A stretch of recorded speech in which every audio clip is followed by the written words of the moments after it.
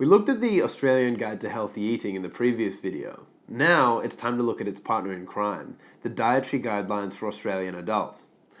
The Dietary Guidelines are slightly different conceptually to the Australian Guide to Healthy Eating. However, on the most basic level, they have the same aim, to improve the nutritional intake and understanding of Australians. There are 5 main guidelines that we need to know. Keep in mind that these are for Australian adults, and there is an assumption that those adults are healthy. There are slightly refined guidelines for other demographic groups. For example, there are different guidelines for children, adolescents, and the pregnant. Serving sizes are also contingent on age and sex. The first guideline is, enjoy a wide variety of nutritious foods. Now, this goes on to specify the kinds of foods that you should be eating and the kinds of foods that you should be taking care to limit.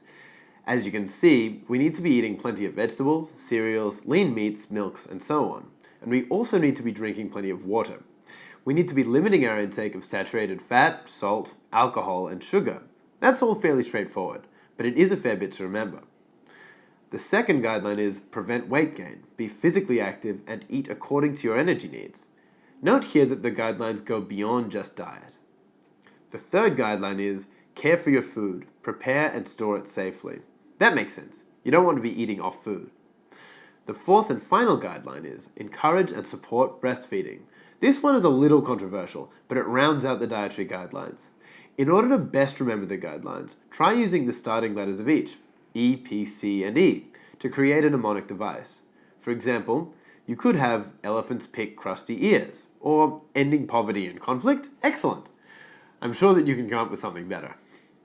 The dietary guidelines have a lot of good points. They are relatively easy to follow, clearly structured, and cater for different demographic groups. But as suggested earlier, we need to keep in mind that some of these guidelines are a little controversial. In particular, the guideline that encourages and supports breastfeeding.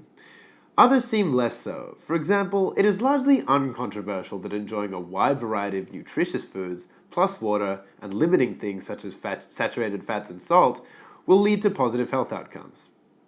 Now that we have a general understanding of both the Australian Guide to Healthy Eating and the Dietary Guidelines for Australian Adults, feel free to move on to the next video to see how to answer questions directly relevant to those 2 concepts. Bye for now, and happy studying.